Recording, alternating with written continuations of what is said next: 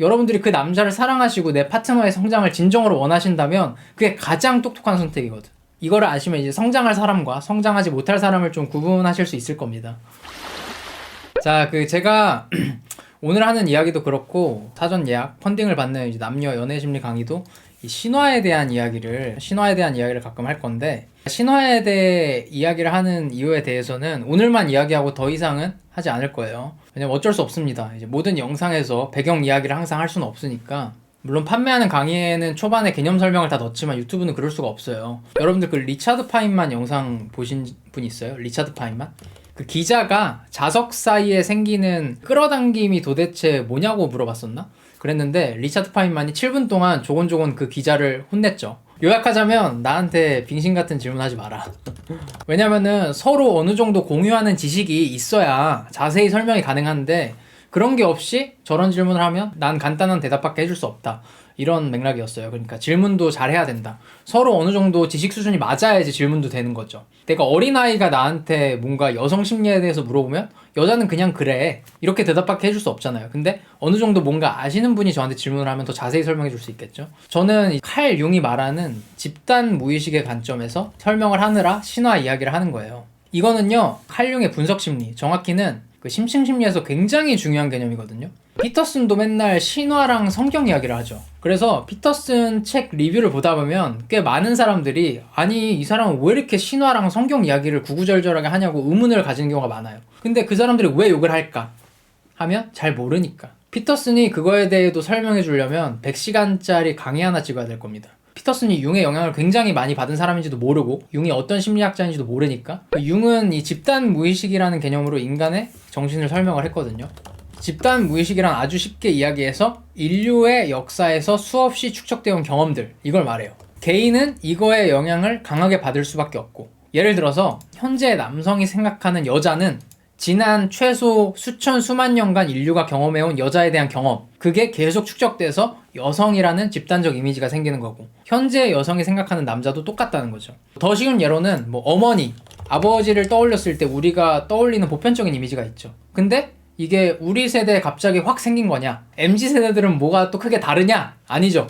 집단 무의식의 관점에서는 그게 크게 변할 수가 없습니다. 왜냐면은 제가 한 30년 살았잖아요. 근데 제 인생은 인류 전체 집단 무의식의 관점에서는 발도 때만큼도 안 되는 적은 시간이잖아요. 그러니까 크게 다를 수가 없는 거지. 제가 어머니와 아버지를 떠올렸을 때 떠오르는 대표적인 이미지 중 하나는 이겁니다. 제가 어릴 때 이제 놀이터에서 놀다가 흙을 뒤집어 쓰고 집에 돌아오면 어머니는 부엌에서 된장찌개에 넣을 두부를 썰고 계셨고 굉장히 경쾌한 칼소리가 들렸어요. 여러분들 이런 경험 있으신 분들 많을 텐데 아버지는 갓 퇴근을 하셔가지고 베란다에서 담배를 피우고 계셨습니다. 그리고 이제 유리 너머에서 저를 보면서 흐뭇하게 항상 웃어주셨거든요.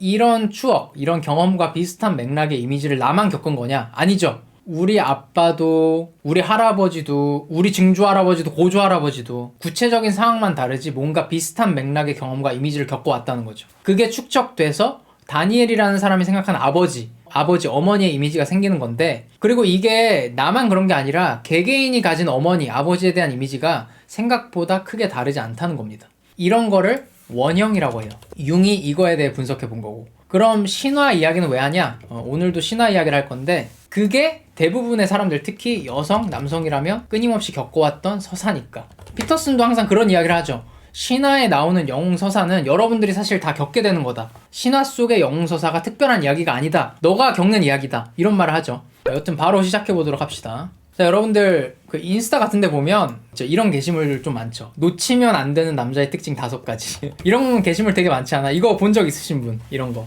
이런 거 되게 많은데 이거는 굉장히 조심스러운 권유인데 그런 거는 한 1% 정도만 참고하셨으면 좋겠습니다. 그냥 재미로 보던지. 제가 오늘 하는 말이 훨씬 더 근거 있는 이야기니까 적어도 그런 게시물보다는 근거가 있어요. 그래서 조금만 참고해라. 그런 거 보면 항상 뭐가 나와요? 나한테 맨날 연락해주고 내가 부르면 언제든지 달려와주고. 오늘 이야기할 게 바로 이 부분입니다. 사실은 굉장히 괜찮은 정말 유능한 남자라고 하면 정반대거든. 왜냐면 청년인 남성이 성장을 하려면 여자 곁을 반드시 떠나야 돼요. 그래서 저건 말이 안 됩니다. 아무리 사랑하는 여자라도 그 옆에 머물러 있는 시간이 너무 길어진다면 그 남자는 절대 성장할 수 없습니다. 신화적인 서사가 그래요. 중요한 순간에 여자의 곁을 떠나지 않고 성장하는 남자는 절대 없어요. 여성분들 솔직히 말씀해보세요. 내 남자가 더 능력있고 멋진 남성으로 성장하길 바라지 않아요? 여러분들보다는 사회적으로 조금이라도 능력있길 바라지 않나? 보편적으로?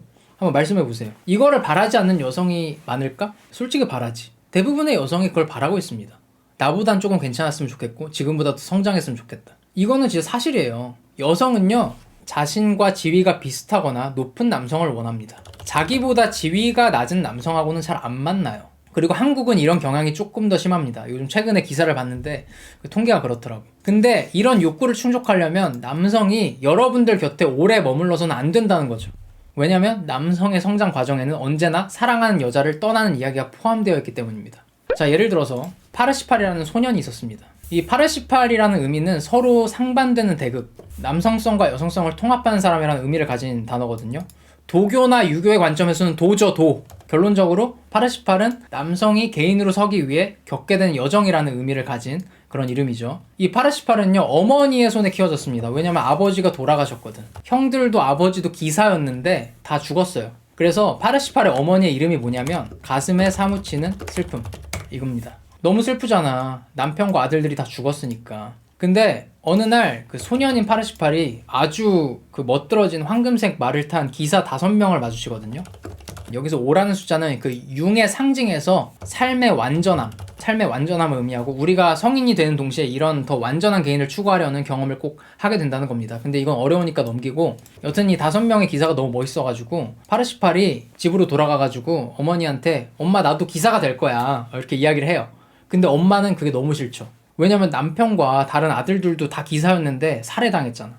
너무 싫은 거야. 얘가 기사가 된다니까. 내 마지막 아들도 잃을까봐. 하지만 결국 어머니는 파르시팔이 떠나도록 허락을 합니다. 왜냐면 그게 남성이 성장하기 위한 여정이니까. 죽지 않고 영웅으로 살아남길 바라면서 파르시팔을 놓아줘요. 그 대신 이제 떠나기 전에 손수 물레질을 해가지고 외투를 만들어가지고 파르시팔한테 선물을 합니다. 아들이 떠날 때 어머니들이 항상 이런 옷가지나 액세서리를 선물하는 경우가 많아요. 이게 또 나중에 엄청난 역할을 하거든. 그 트로이 신화에서도 아클레스의 어머니가 누구예요? 그 상식 퀴즈 한번 해보자. 맞춰봐. 구글링 하지마. 3, 2, 1, 땡. 테티스죠, 테티스. 아클레스의 어머니 테티스도 아킬레스가 트로이 전쟁을 나가기 전에 목걸이를 만들어서 선물을 해줍니다. 이것도 엄청난 상징이에요. 자, 여기서 첫 번째. 남성이 소년에서 성인으로 성장하기 위해서 누굴 떠났죠? 어머니를 떠났습니다. 어머니도 여성이죠. 남자가 태어나서 경험하는 첫 번째 여성이 어머니거든요. 그래서 남성이 성장하기 위해서는 이 어머니라는 여성의 곁을 반드시 떠나야 되는 겁니다. 그래서 30살이 넘었는데 엄마 나 이거 해야 돼? 이렇게 전화로 물어보는 남자 별로입니다. 별로예요 여러분. 아직 유학인 거죠. 성장할 때 성장하지 못한 겁니다. 그런 남성은요 분명히 어떤 엄청난 미숙함이 있지 않을까 저는 생각을 해요. 자, 여튼 그런 다음에 여러 이야기가 진행되고 나중에 파르시팔이 어머니를 다시 찾아가게 돼요. 근데 돌아가신 거야. 오랜만에 찾아갔더니. 왜 돌아가셨냐 하면 아들을 떠나보낸 슬픔에 사무쳐가지고 돌아가셨어요. 그래서 파르시팔이 어머니의 이름처럼 이 가슴에 사무치는 슬픔을 느끼게 되는데 어쩔 수가 없죠. 남성의 성장 과정에서 필연적인 부분이니까. 융 분석가들은 이거에 대해서 이렇게 말합니다. 성숙한 남자가 되기 위해서는 자기 어머니에게 불충실한 시절이 반드시 존재해야 된다. 이런 과정 없이는 남자로 절대 성장하지 못한다는 거죠. 파르시팔이 엄마를 그냥 편안하게 해드리고 위안을 해드리기 위해서 평생 어머니랑 같이 살았다면 그 아들은 개인적으로 절대 성장하지 못합니다. 어머니 컴플렉스에서 벗어나지 못하니까. 근데 이게 생각보다 벗어나기가 힘들어요. 왜냐면 어머니들도 아들을 떠나보내기 싫어하거든. 여성분들 나중에 아들 자식 낳아보시면 다 공감하실 거예요. 지금은 경험이 없으시지만. 근데 언젠가는 눈물을 머금고 떠나보내야 됩니다. 그래야 내 아들이 커요. 내 치마폭에 계속 평생 갖고 있을 수가 없다고. 아킬레스의 어머니 테티스도 아들 전쟁 보내기 싫어했어요. 왜냐면 가면 죽을 수밖에 없는 운명이니까. 하지만 아들이 후대에 기억되는 영웅이 되려면 내 품에서 떠나보내야 한다는 걸 알아요. 그래서 보내주죠, 아킬레스를. 그리고 재밌는 거 하나 더 설명해 드리면 어머니가 다시 찾아왔을 때 돌아가셨다고 했잖아요. 근데 이게 진짜 죽음을 의미하는 게 아닙니다. 상징이에요, 상징. 이제는 어머니로서의 삶이 죽었다는 거지. 아들을 떠나보냈으니까. 어머니로서의 역할은 끝났고 어머니도 이제 개인으로서 사는 제2의 인생이 시작되는 겁니다.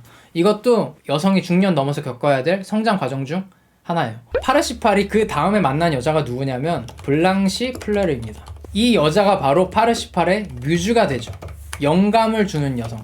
남성의 삶에는 반드시 이런 여성이 한 명은 나타나요. 왜냐면 남자가 이런 여자를 만나야 내 힘을 길러야겠다는 필요성을 느끼게 되거든. 그런 여자를 만나야지 이제 좀 열심히 살아야겠다 이런 생각을 하는 거지. 근데 이 여자와도 하룻밤은 진하게 보내지만 결국 파르시팔이 떠납니다.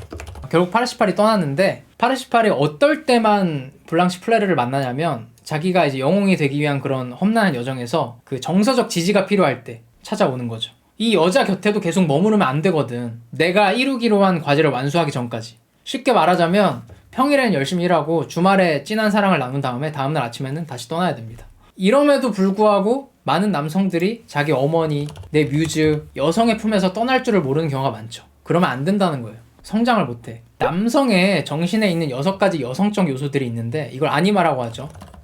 육신의 어머니, 어머니 컴플렉스, 어머니 원형, 아리따운 연인, 아내, 소피아 이렇게 있습니다. 근데 오늘은 이제 어머니 컴플렉스랑 아리따운 연인에 대해서 이야기를 한 거예요. 이 어머니 컴플렉스에서는 반드시 벗어나야 되고, 또 결혼하기 전에, 그러니까 이 아내나 파트너가 되기 전에 내가 사랑하게 된 여자는 아리따운 연인이거든요. 아까 설명했지만 영감을 주는 여성, 뮤즈죠. 파리스팔이 만난 블랑시 플레르가 뮤즈에 속하고, 뭐 예를 들어 단테 작품에서는 베아트리체라든지 트로이에서는 브리세이스.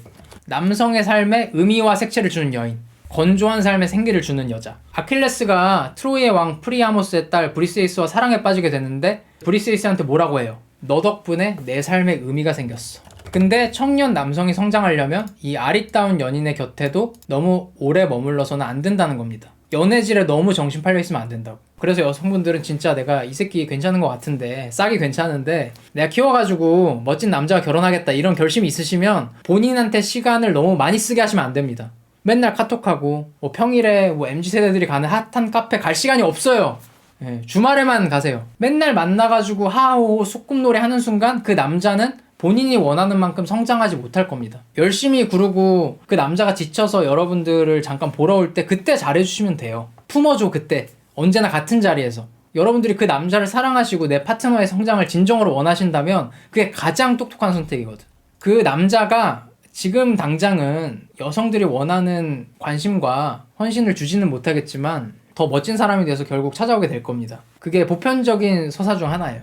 요약을 하자면 남성으로서 성장하고 있는 남자는 아무리 사랑하는 여자, 그게 어머니라도 절대 여자 옆에 오래 머물렀지 않는다. 그럴 수가 없다. 소년의 성장과 그 여성에게 줄 수 있는 관심과 헌신은 반비례할 수밖에 없다는 거죠. 이거를 둘 다 갖고 싶다? 그러면 이제 한 50살 되는 남자분을 만나셔야 됩니다. 선택을 하셔야 돼요. 그 남자의 성장을 정말 원하시는데 걔가 맨날 내 회사 찾아와가지고 막 집 데려다주고 이러잖아요? 그럼 이제 정신 차리라고 한마디를 하셔야 됩니다. 야, 나도 내 2달이 있다. 야, 이럴 시간에 네 할 일이나 좀 해라. 더 중요한 일을 해야지. 무슨 남사 새끼가 정신 못 차리고 이렇게 맨날 찾아와! 이렇게 좀 뭐라고 하세요. 좀 남자를 좀 강하게 키우십시오, 여러분. 요즘 다 약해 빠져가지고, 오케이? 이런 서사는 많습니다. 예를 들어 뭐 킹스맨 1 같은 경우에도 그 주인공인 에그씨가 감옥에 갇힌 공주한테 뭐라고 해요? 내가 세상을 구하고 올게. 그럼 공주는 그 감옥에서 가만히 기다립니다. 그리고 그 공주가 뭐라고 해요? 영화에서는 좀 자극적이니까 순화를 해서 말하면 너가 세상을 구해서 오면 너가 원하는 걸 줄게. 어떤 관여도 하지 않고 같은 자리에서 기다리죠. 그 남자가 성장할 수 있도록. 물론 여러분 이거는 신화적이고 드라마적인 서사고 이런 맥락의 이야기들을 우리들도 알게 모르게 겪는다는 거죠. 포장지가 다를 뿐이지 우리도 겪고 있다는 거야. 정도의 차이인 거고. 뭐 아킬레스처럼 내 남자를 죽어가지고 영웅 되게 납두라는 뜻이 아니라 무슨 말인지 알죠? 이거를 아시면 이제 성장할 사람과 성장하지 못할 사람을 좀 구분하실 수 있을 겁니다. 뭐 내가 그거랑 상관없이 내가 먹여 살리고 싶으시면 상관없고요. 이런 여성이 아니다. 나는 내가 내 남자 다 먹여 살리겠다. 뭐 이런 마음이 있으신 분은 이거 상관없습니다. 하여튼 이거는 이제 여성을 위한 잠깐의 강의였고